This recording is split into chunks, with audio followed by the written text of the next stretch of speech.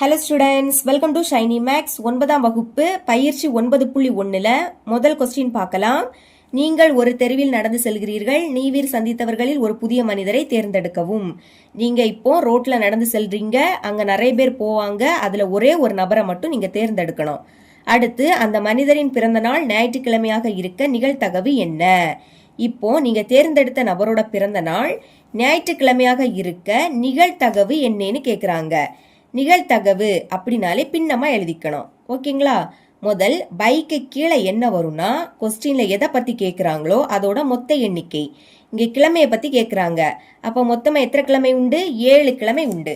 இதை நீங்க பைக்கை கீழே எழுதிக்கணும். அடுத்து நமக்கு கொஸ்டின்ல எந்த கிழமையை மட்டும் கேட்குறாங்க? ஞாயிற்றுக்கிழமையை மட்டும்தான் கேட்குறாங்க.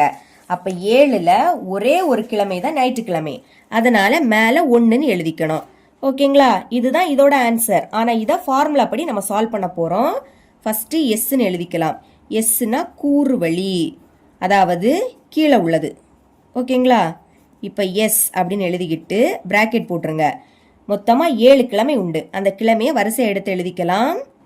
ஞாயிற்றுக்கிழமை, திங்கள், செவ்வாய், புதன், வியாழன், வெள்ளி, சனி. இனி பிராக்கெட்டை க்ளோஸ் பண்ணிக்கலாம். அடுத்து என் ஆஃப் எஸ். என் ஆஃப் எஸ்னா எஸ்ஸில் எத்தனை உறுப்பு இருக்குன்னு எண்ணி எழுதணும். 1 2 3 4 5 6 7, மொத்தமாக 7 கிழமை. அதனால 7 உறுப்பு இருக்கு. அடுத்து ஏன்னா கொஸ்டின்ல எதை மட்டும் கேட்குறாங்களோ அதை எழுதிக்கணும்.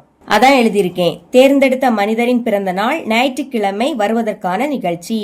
கொஸ்டின்ல அந்த மனிதரோட பிறந்த நாள் ஞாயிற்றுக்கிழமை வருவதற்கான நிகழ்தகவு கேட்டிருந்தாங்க. அதை நீங்க எழுதிருங்க. இனி ஏ அப்படின்னு போட்டுக்கிட்டு பிராக்கெட் ஓபன் பண்ணிருங்க. நம்மளுக்கு கொஸ்டின்ல ஞாயிற்றுக்கிழமை மட்டும் தானே கேட்குறாங்க. இப்போ பிராக்கெட்டுக்குள்ள ஞாயிற்றுக்கிழமை மட்டும்தான் வரும். அடுத்து என் ஆஃப் ஏ, அதாவது ஏல இருக்கக்கூடிய உறுப்புகளின் எண்ணிக்கை. இங்க பிராக்கெட்டுக்குள்ள ஒன்னே ஒன்று தான் இருக்கு. அதனால 1 மட்டும் வரும். இனி நிகழ்தகவு கண்டுபிடிக்கலாம். எழுதிக்கிறேன்.